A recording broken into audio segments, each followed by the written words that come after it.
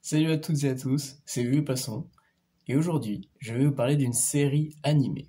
C'est ni un cartoon, ni un animé shonen comme on a l'habitude d'en voir passer sur ce genre de vidéo. Si je vous dis Le Petit Chaperon Rouge, Le Joueur de Flûte ou encore Cendrillon, effectivement, ce sont des contes. Mais ne vous laissez pas berner.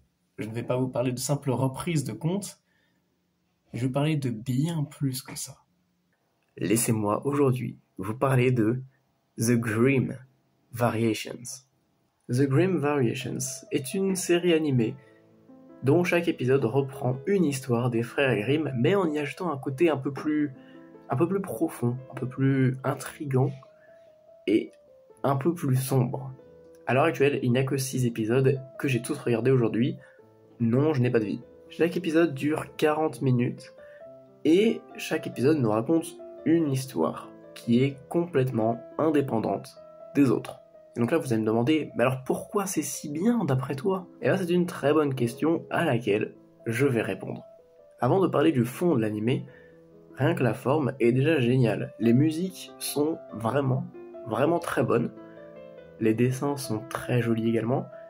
Et la mise en scène est époustouflante, très clairement. Et le plus impressionnant dans tout ça, c'est l'ambiance qu'ils réussissent à installer. Si je devais donner une œuvre qui s'en rapproche le plus, je dirais que c'est Black Mirror. Sauf que j'ai quand même préféré The Grimm Variations à Black Mirror. La comparaison, elle tient la route parce que déjà tous les épisodes sont indépendants, et dans chaque épisode il se passe un truc un peu bizarre où tu dis c'est pas normal. C'est pas normal ce qui se passe. Et aussi dans la plupart des épisodes, on nous présente le monde d'une manière un peu sombre, pas joyeuse. Et ça colle très bien avec l'univers de Black Mirror finalement. Si jamais, comme moi, vous êtes facilement mal à l'aise devant certaines situations, ne vous en faites pas, puisque tous les épisodes sont vraiment différents. Genre certains sont joyeux, vraiment. D'autres moins.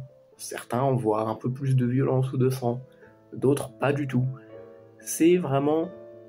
Tout est vraiment différent. En fait, chaque épisode a été réalisé par une personne différente. Et donc forcément, il y a des divergences. Pour moi, l'une des plus grandes réussites de l'anime, c'est les fins des épisodes. Parce que chaque épisode a une fin qui lui est propre. Certaines laissent planer un certain doute, d'autres sont réellement joyeuses, d'autres nous font frémir d'excitation, et certaines nous font vraiment attendre une suite. On se dit, ah, j'aimerais trop avoir une suite, mais bon, ça reste un conte des frères Grimm, donc on n'aura pas de suite. En fait, c'est super simple, il n'y a aucun épisode que je n'ai pas aimé. Bon, il y en a certains, au début, ils paraissent un peu longs, comme par exemple le cordonnier ou Cendrillon, et il y en a d'autres comme le joueur de flûte, ou le petit chaperon rouge, qui au début, on se dit « Ah, ça va me mettre un peu mal à l'aise, j'ai pas trop envie de regarder », mais au final, au bout de quelques minutes, quand on est dans le bain, quand on commence à voir ce qui se profile, on y reste, parce qu'on est bien, on aime bien, parce que c'est super bien réalisé en fait. Enfin, une dernière petite spécificité, tous les épisodes se passent dans une époque différente, dans un monde différent, avec à chaque fois des personnages hauts en couleur, certains attachants, d'autres un peu moins quand même, et dans la plupart des épisodes, il y a soit du foreshadowing de ouf, soit des rebondissements de malade, ou les deux, c'est possible aussi. Globalement, je pense que vous allez trouver au moins 2 épisodes qui vont vous plaire, sans vouloir trop m'avancer. Ils sont tous très différents et ils ont tous beaucoup de chances de plaire à beaucoup de personnes. Globalement, tous les épisodes sont géniaux. Comme j'ai dit précédemment, je les ai tous bien aimés. Il n'y en a aucun que j'ai pas aimé ou devant lequel je me suis vraiment ennuyé.